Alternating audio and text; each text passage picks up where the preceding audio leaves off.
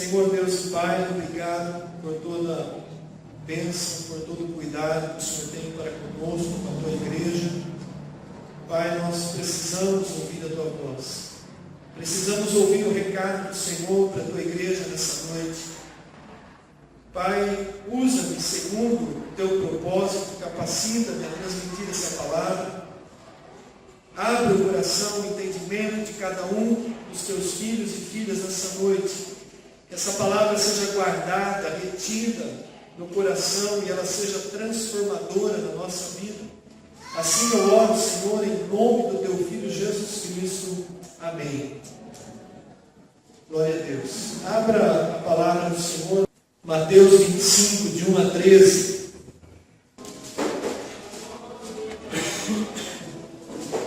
Mateus capítulo 25, de 1 a 13.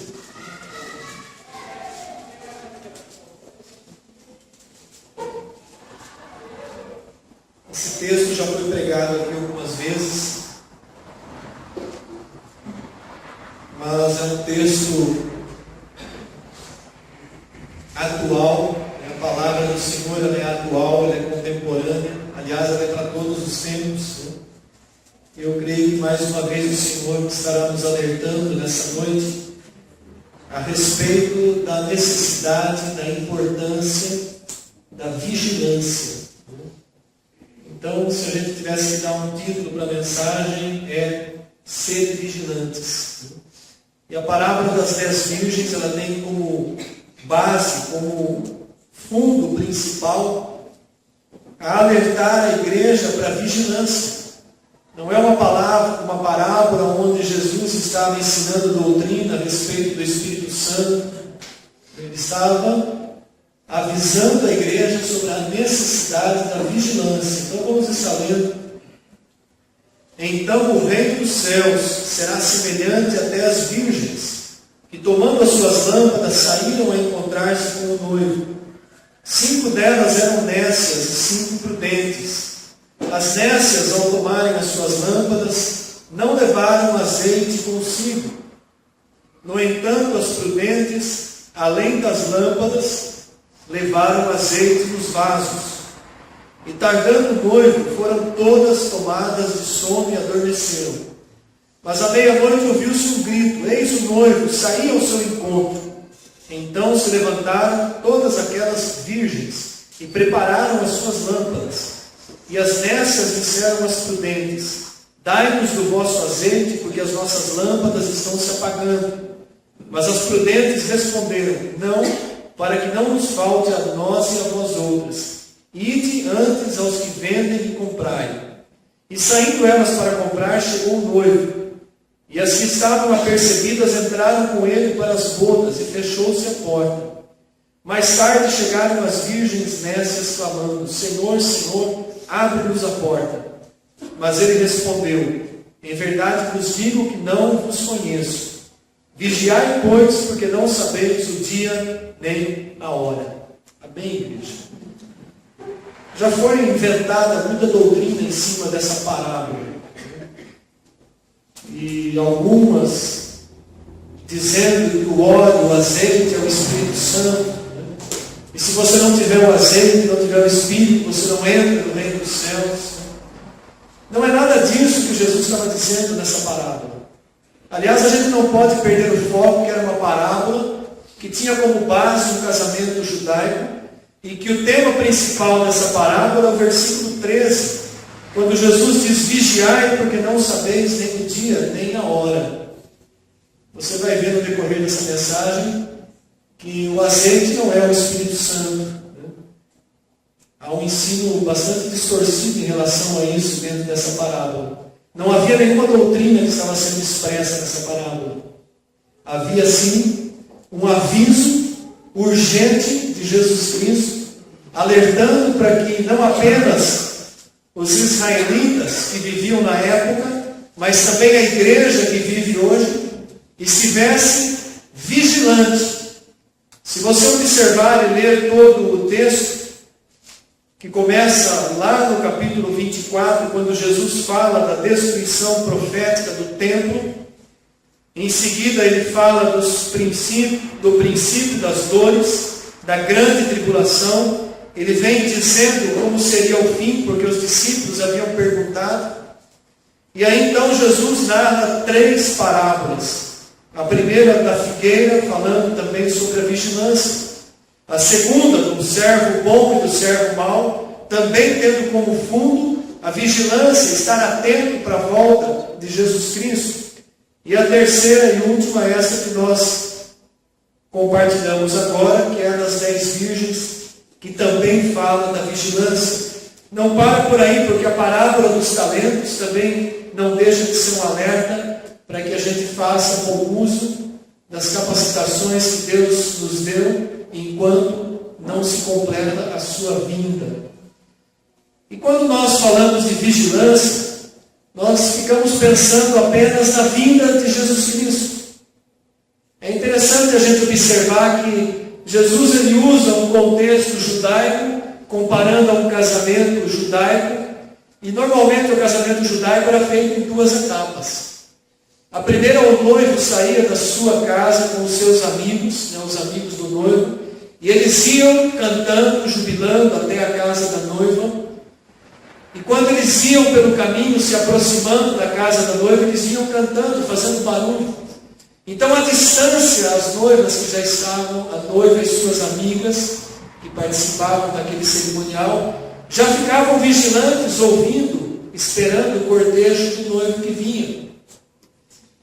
Então, à primeira instância, o noivo vinha e buscava a noiva e a levava para a casa do seu pai, onde se consumava o casamento, a união do casal. Em seguida, ele voltava com a noiva, agora já esposa, para celebrar mais um período de festa e para estar para sempre junto com ela. Eram praticamente 2 etapas que nós podemos comparar. A primeira, o noivo vindo buscar com o arrebatamento da igreja. Um encontro nos ares, como diz Paulo. Jesus não vai pôr os pés na terra. O arrebatamento não é a segunda vinda de Jesus.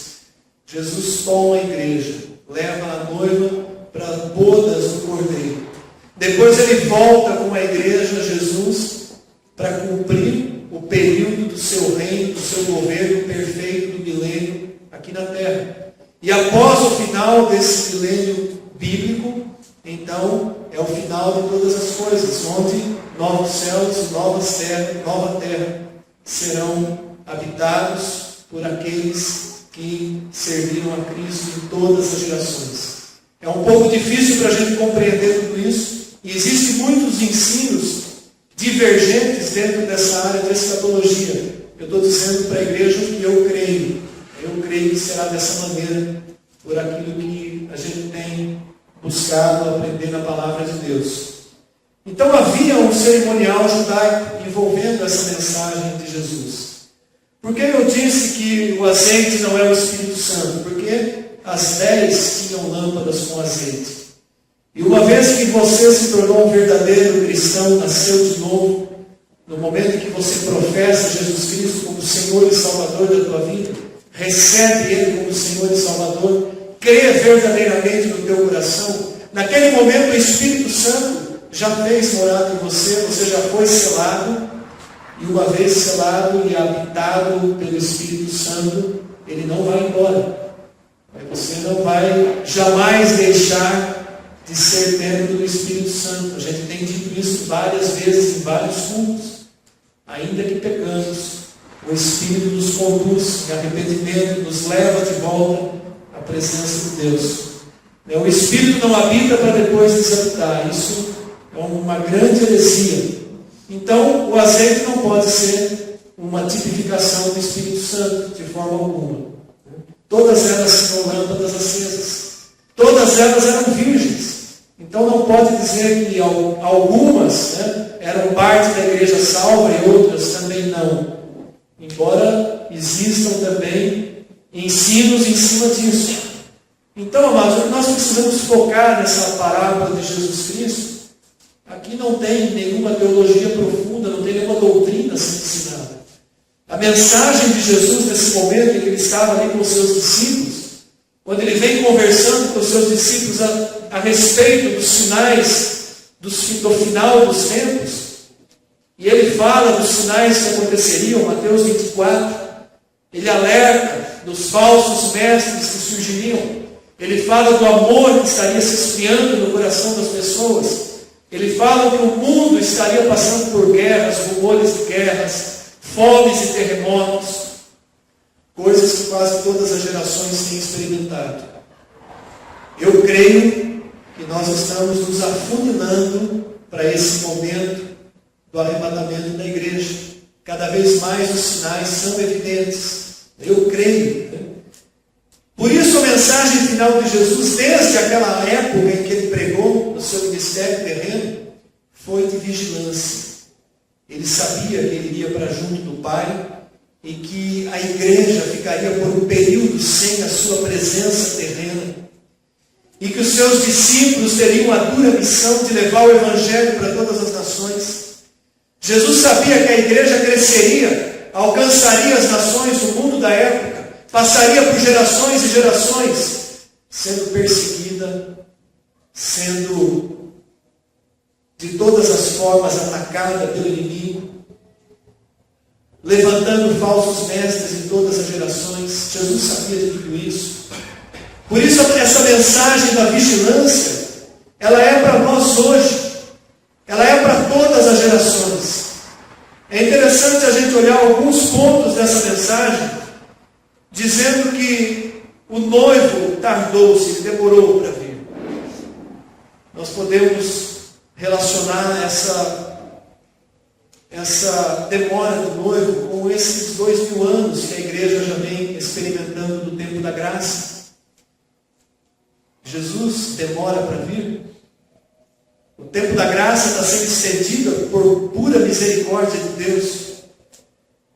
E no final do tempo, nós vemos aqui a imagem de uma igreja tomada pelo sono. As 10 estavam adormecidas. Todas as virgens estavam adormecidas. Chegaram, conforme a palavra diz, a adormecerem. Qual é a condição geral da igreja nos dias de hoje? Não todos, mas a igreja de uma forma geral está sonolenta. Alguns estão até roncando, eu posso dizer. Por quê? No sentido de que a igreja não tem vigiado, não tem se atentado para os sinais, para os tempos, não tem feito aquilo que o Senhor Jesus ordenou que ela fizesse, levasse o Evangelho, pregasse, testemunhasse dia a dia, em tempo e fora de tempo. De um modo geral, a igreja está sonolenta, acomodada, esperando a volta de Cristo. Não! Está acomodada, desfrutando de bênçãos materiais, vivendo um período de conforto, talvez. Então, um alerta para nossa e para todas as denominações, porque a igreja é o corpo de Cristo. O alerta do Senhor Jesus nessa mensagem é a vigilância. O que é estar vigilante? A palavra vigilância significa um estado de atenção constante. Em outra passagem, Jesus diz que se o pai, o chefe de família, soubesse que hora que o ladrão vem roubar a casa, ele se manteria acordado para defender, ele estaria vigilante. Se você abrir lá em Apocalipse, na igreja de Sardes, em Apocalipse, capítulo 2, capítulo 3, você vai ver ali um chamado à vigilância para uma igreja que tinha um nome, que vivia, mas estava morta. Apocalipse 3, versículo 1 e 2. Ao anjo da igreja em Sardes escreve: estas coisas diz aquele que tem os 7 Espíritos de Deus e as 7 estrelas. Conheço as tuas obras. Tens o nome de que vives e estás morto. Seja vigilante e consolida o resto que estava para morrer, porque não tenho achado íntegras as tuas obras na presença do meu Deus. Amados, essa é uma carta que foi endereçada à igreja. A igreja que havia na cidade de Sardes, atual região da Turquia. mas também uma carta dirigida à igreja do Senhor Jesus Cristo hoje, em todos os tempos. Jesus fala aqui de um resto que estava para morrer, boa parte já estava morta, não foi vigilante, não permaneceu. Há muitas pessoas dentro das igrejas cristãs que se dizem cristãs, mas não experimentaram verdadeiramente o novo nascimento. E essas pessoas estão como que mortas, como Efésios diz, mortas em seus delitos e pecados. Há uma aparência de virgindade externa. Você não pode apontar para uma mulher olhando para ela e dizendo, olha, essa é virgem e essa não é virgem. É preciso um exame minucioso para saber, né? Mas há sim dentro da igreja. Há pessoas que aparentemente, externamente, são íntegras, retas, aparentemente, mas na verdade nunca nasceram de novo. Não experimentaram aquela entrega genuína, total, completa, de se render a Jesus Cristo, de ter Ele verdadeiramente como Senhor e Salvador da sua vida e de viver em cima dessa fé. Porque muitos até fazem profissão de fé, muitos são até batizados, mas não perseveram, não permanecem, não vivem em cima dessa fé que professaram. E nós precisamos viver em cima dessa fé todos os dias da nossa vida. Isso é a vigilância. O azeite é a vigilância. O azeite dessa parábola que alimentava aquela lâmpada, mantinha ela acesa, é a vigilância. É o estado constante de relacionamento com o Senhor Jesus Cristo. Não é um encontro com Jesus de vez em quando. É um estado constante de relacionamento com Jesus. Essas são as pessoas vigilantes, que quando ouvirem o barulho do noivo vindo, elas vão estar preparadas. Elas têm óleo de reserva. As suas lâmpadas jamais se apagarão. Quais que não tinham óleos de reserva? As virgens nécias. A palavra nécia significa tola, significa imprudente. A palavra nécia também tem um significado incapaz. Os incapazes não estarão vigilantes, não terão óleo para colocar na lâmpada. Entende, amados? O significado, a profundidade, a importância do que é uma vida genuína com Cristo. E não é só quando Jesus voltar ou quando chegar o dia do arrebatamento da igreja. Se Ele não voltar, vai chegar o dia de nós irmos. E isso é o que mais acontece. Chega o momento em que a nossa vida se finda, rompe o fio de prata, como a palavra diz. E então não é Ele que vem, sou eu que vou. E uma das palavras que eu compartilhei hoje pela manhã, lá no ofício fúnebre, foi essa. Depois a gente trazer uma palavra de conforto, eu me dirigi às pessoas que estavam ali, porque sabia que talvez muitas ainda não tinham feito uma entrega genuína, não compreendiam o que era chamar Cristo para dentro das suas vidas. E eu perguntei, e se fosse com vocês?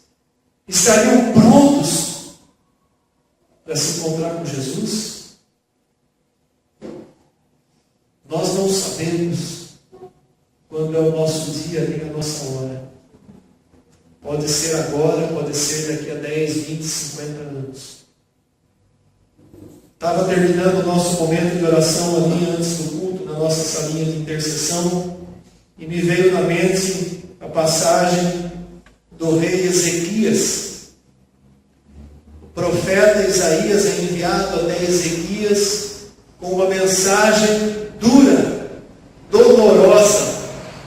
Isaías chega para Ezequias, o rei, e diz para ele: põe a tua casa em ordem, porque certamente morrerás. Já pensou o profeta chegar para você com uma palavra dessa? Não, isso não é de Deus, eu repreendo em nome de Jesus. Está amarrado esse profeta. Mas aquilo aconteceu realmente. E foi a única ocasião em Bíblia cita que Deus prorrogou o tempo. Ezequias chora copiosamente na presença de Deus. E Deus estende mais 15 anos. Pensou que ruim? Você saber que tem exatamente mais 15 anos pela frente? Já pensou quando está no 14º ano? Já pensou quando você está chegando no seu aniversário, né? Nossa, vai fazer 15 anos. O profeta me avisou que Deus ia me dar mais 15 anos. Já pensou o desespero? Isso é melhor não saber. Né? Mas o nosso dia está marcado. Salmo 139. Todos os nossos dias foram escritos e determinados quando nenhum deles havia. Então, vigilância não é só em relação à volta de Jesus Cristo. Vigilância é também em relação à nossa partida. Que nós não sabemos nem o dia nem a hora, então vigilância é para cada dia da nossa vida. Cada manhã, quando você acorda, respira, abre os olhos, põe os pés no chão e diz: eu estou vivo, glória a Deus. Você tem que se lembrar da palavra vigiai. Vigiai. Porque muitos que não estão vivendo em vigilância, eles têm vivido de qualquer jeito, como se a vida nunca fosse acabar, e que na última hora dá tempo de fazer qualquer coisa e entrar no reino dos céus. Pode até ser que dê certo, mas não vale a pena correr o risco. Então, vigiai. Viva em vigilância. O que é viver essa vida de vigilância? Nós temos um compromisso com o Senhor Jesus Cristo. Vamos vigiar para manter esse compromisso firme, manter a nossa fé perseverante. Vamos vigiar para não deixar entrar na nossa vida todo o lixo que o mundo tem enviado de presente com boa aparência na porta da nossa casa. Pelos cabos de internet, pelos cabos de TV. Quanto lixo que tem entrado. Vigilância, como nós falamos há 2 domingos atrás, é manter uma vida constante de oração. Quantos têm abandonado o tempo de oração? E quando nós abaixamos a nossa guarda, abandonamos o nosso tempo de oração, sabe o que costuma acontecer com o crente, com o cristão? Ele começa a voltar a fazer as coisas do passado. Começa a agir com ira, com nervosismo, bater na mesa, gritar alto, falar palavrão. Começa a agir na carne, não mais espiritual, mas um carnal. Quando nós abaixamos a guarda, deixamos de orar, deixamos de vigiar, a nossa vida começa a retroceder àquilo que nós éramos antes da nossa conversão. Por isso a palavra é de perseverança. Perseverai até o fim. Uma das provas da nossa conversão genuína é a nossa perseverança, é a nossa firmeza na caminhada. Caiu, levanta, recomeça. Se afastou, sentiu que deu uma afastada de Cristo, corre de volta. Arrepende, lembra-te de onde caiu, volta novamente ao primeiro amor. Então, amados, a igreja tem perdido a visão da vigilância. Por isso o Senhor Jesus, ele repete pelo menos 3 parábolas seguidas, falando sobre a necessidade da vigilância. Vigiai. Faça da tua vida espiritual, do teu relacionamento com Deus, algo de qualidade, não algo feito às pressas de qualquer jeito. É como servir a um ministério. Nós não podemos fazer de qualquer jeito, de última hora, fazer às pressas, quando eu quero, quando dá. A minha vontade não é assim. Nós colocamos a nossa vida à disposição do Senhor Jesus um dia. Paulo, quando fala a Timóteo, jovem pastor, seu filho na fé, ele diz: reaviva o dom de Deus que há em ti. Não deixa apagar, não deixa murchar. Timóteo, seja vigilante. Depois ele escreve para Tito também: seja vigilante. Para a igreja, Paulo escreve muitas e muitas vezes: seja vigilante. vigiai e orai. Jesus no Getsemane, no momento crucial da sua dor, onde ele sabia que dali ele iria para a cruz, ele clama junto dos seus discípulos, vigiai, orai comigo. Ficou sozinho, os discípulos não conseguiram vigiar naquele momento. Adormeceram, como a igreja tem adormecido nos dias de hoje, como as virgens adormeceram. Será que nós estamos dando tanto lugar assim ao sono na nossa vida? Ao sono espiritual? Não estou dizendo ao sono necessário do nosso corpo físico. Será que nós estamos dormindo espiritualmente? Será que é preciso Paulo gritar nos nossos ouvidos, como ele gritou lá em Efésios 5, versículo 14, desperta, ó tu que dormes, levanta-te de entre os mortos e Cristo te iluminará. Será que a igreja já chegou nesse ponto? Eu tenho um grande temor, amados, que ela está muito perto disso, porque nós temos visto poucas igrejas hoje vivendo a chama do Espírito, vivendo um amor fraternal, onde há uma preocupação entre os irmãos com a vida dos irmãos, o socorro mútuo, a ajuda, o repartir do amor. Poucas. E nós não podemos ir por esse caminho. Nenhuma igreja pode ir por esse caminho.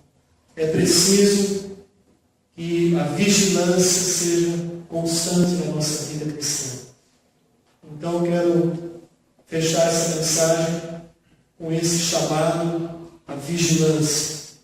Tenha sempre essa reserva de azeite para você alimentar a tua lâmpada. Não deixe jamais que ela se apague. Há um detalhe interessante nessa parábola, no versículo 7, que quando as virgens ouvem o barulho do noivo chegando, elas se levantam, e a palavra diz, preparam as suas lâmpadas. Essa palavra preparam, no grego, é a palavra cosmio, que dá origem à palavra cosméticos, no português. Então traz para nós a visão da noiva, da virgem que se embelezou, porque o noivo vem vindo. Os cosméticos na época eram feitos à base de azeite. Os perfumes eram misturados com azeite, com unguento, e aquilo as mulheres usavam como hidratante, como perfume. Esse é o sentido da palavra, prepara. Estavam preparadas para o noivo. Elas se embelezaram. Elas cuidaram do corpo. Isso está diretamente relacionado a uma vida de santidade. A um corpo limpo, santo, templo do Espírito Santo, digno de ser templo do Espírito Santo. Então veja a importância. Será que temos vigiado para a nossa vida em relação à santidade? Porque quando nós não vigiamos, nós começamos a trazer para a nossa vida as coisas que maculam a nossa veste, que mancham a nossa roupa espiritual. Quando nós não vigiamos, a nossa santidade decai. A gente vai baixando o nível. O degrau vai descendo. E a noiva que foi de encontro com a lâmpada acesa, ela estava preparada. Então tudo isso nos remete a uma vida séria com o nosso Deus. Não é uma brincadeira, não podemos brincar de ser igreja, de ser parte do corpo de Cristo. Nós temos que viver verdadeiramente como membros desse corpo. Porque as promessas maravilhosas que o Senhor tem para a sua igreja, só vai desfrutar delas aqueles que mantiveram a vigilância, perseveraram até o fim. Amém? Amém. Vamos nos colocar em pé. Eu quero chamar o nosso ministério de música à frente. Nós sempre oramos no final, baseados na palavra que nós compartilhamos. Oremos. Nosso Deus e nosso Pai, louvamos, te agradecemos pela tua palavra, te agradecemos pelo tempo que o Senhor nos concede. Ainda o Senhor nos concede tempo para o arrependimento, para tomarmos atitudes sérias com relação à nossa vida, com relação ao nosso compromisso. Ó Deus, toca os nossos corações, toca o coração da tua igreja, para que nós voltemos ao primeiro amor, para que nós venhamos a buscar uma vida de compromisso, uma vida de santidade, uma vida, ó Pai, de relacionamento diário com o Senhor, porque o Teu Santo Espírito falou nesta noite poderosamente aos nossos corações. Ele está nos convencendo do pecado, das negligências que temos cometido, das concessões que temos muitas vezes concedido, voltando, Pai, aos vícios que tínhamos antes, abraçando coisas que o Senhor já tinha nos libertado. Ó Deus, tem misericórdia, perdoa-nos, toca o nosso coração, para que nós possamos realmente ser despertados, levantar de entre os mortos e ser iluminados pelo Senhor e prosseguir, para que só assim, só com uma vida de santidade, uma vida de compromisso, uma vida de obediência à tua palavra, nós seremos felizes, nós haveremos de dormir tranquilos, não tendo nenhuma preocupação com o dia da tua chegada, porque estaremos preparados. Quando o Senhor nos chamar, estaremos preparados para partir. Faz isso, Pai, em cada membro da Igreja Manaim. Faça isso em minha vida e enche-nos de alegria, mas enche-nos também do temor do Senhor. Nós oramos agradecidos, Pai, em nome do Teu Filho amado Jesus. Amém. Tu quero estar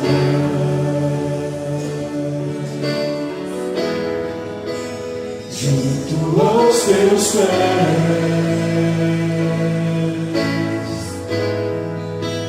pois prazer maior não há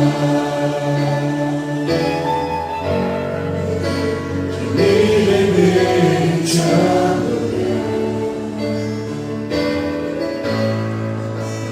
Tudo que há em mim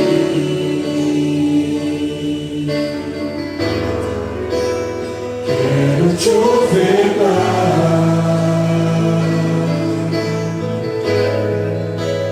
mas ainda é pouco, eu sei, se comparado aqui.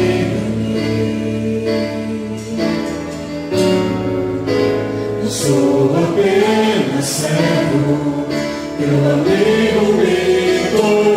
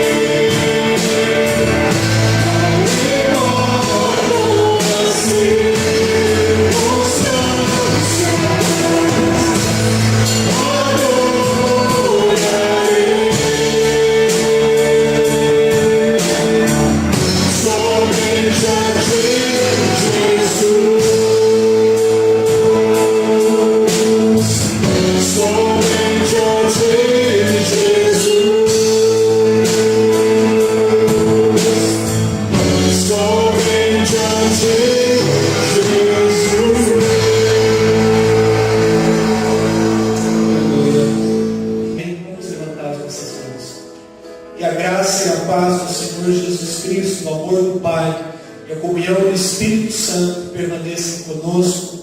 Amém. Glória a Deus. Tem um café no salão social, se você quiser passar por lá. Dê um abraço a quem está mais próximo. Desejo uma semana abençoada, uma semana de vitória, em nome de Jesus.